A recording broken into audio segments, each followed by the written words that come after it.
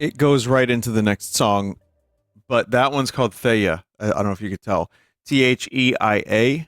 There's some Egyptian, imagery going on here. It's King Gizzard and the Lizard Wizard, and you should take a look at the cover of this album. Look at those lads. Is this the first time their faces have been on a cover?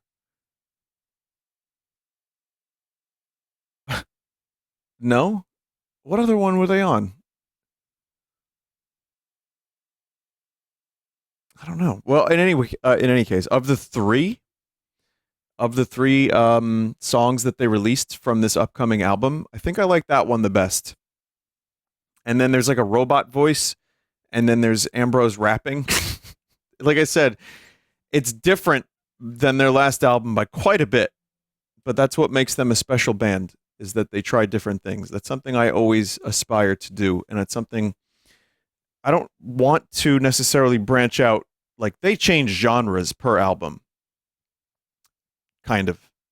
I don't know if I can do that. I don't know if I necessarily want to, just for my own fun. I know what I like, but I know that when I listen to King Gizzard, one of their 25 albums, that it tickles my brainstem in a way that I don't think a lot of other bands do. And I can appreciate that every single time I listen to one of their albums.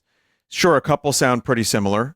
There's parallels. You can make a couple, like, you could lump a couple together, but I like that this one is just another strange venture into electronic music. So I need to listen to the rest of it a couple more times, but that song I really enjoy. So anyway, welcome back. It seems like we do the King Gizzard talk at least twice a year, sometimes quite a bit more. Vinny, I remember when you were reluctant to even listen to them.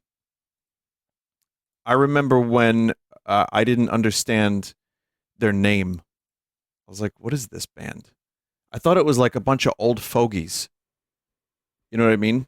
It's like, is this like a Grateful Dead? And weirdly, their audience follows them around, similar to how Grateful Dead follows them around. But no, I didn't know if I was going to end up listening to some strange, like wizardly music, which I can get into, and they do have wizardly music, but they do so much more than that. But yeah, it can take me a couple listens, a couple songs to really get into a band. I'm glad I got into them. Again, Jeff helped quite a bit too. So I've had quite a number. Well, you know what it was? It was like all at the same time I was getting recommendations. So Jeff, you were probably the first one. And then I was getting recommendations like all over the place for them. It was just they kept popping up. And then Rattlesnake was the one that I was like, what is this song? Why is it stuck in my head? Why are they singing about rattlesnakes?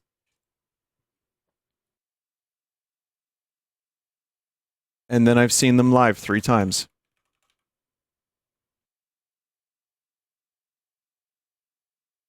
You said at the Tame Impala concert, a random guy was asking about them back then too. That's possible.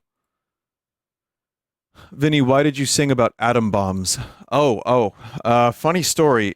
Real quick before we do Armored Core, 1 minute story. A friend of mine thought that atom bomb was I feel like an animal. Now, this is a friend I've reconnected with. Really, really good dude. I haven't seen him in a while. He's a musician, one of the most talented musicians I know locally. And he was like, I really like that song of yours. I feel like an animal. And I was like, it's funny. It's not. It's actually Atom Bomb. But I understand the mistake because that was like the working lyric for a while, because the way the melody went, the da-na-na, animal, you know what I mean? Like, it just kind of felt right. And then eventually Atom Bomb sounded better. And it was a better thing to write about rather than I feel like an animal, which isn't exactly me. Like, I don't know if I could. Maybe Chris Cornell could have written a song like that. I don't think I could have. So Vinny, have you ever gone on tour with Redvox? That's we don't have a label, we don't have a big enough audience, and I don't think our band members are going to be able to do a full tour. So no, very very expensive, extremely difficult to figure out how to tour with a band. It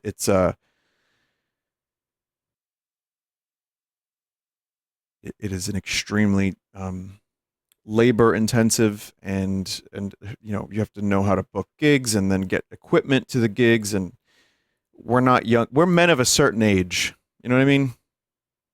Very expensive.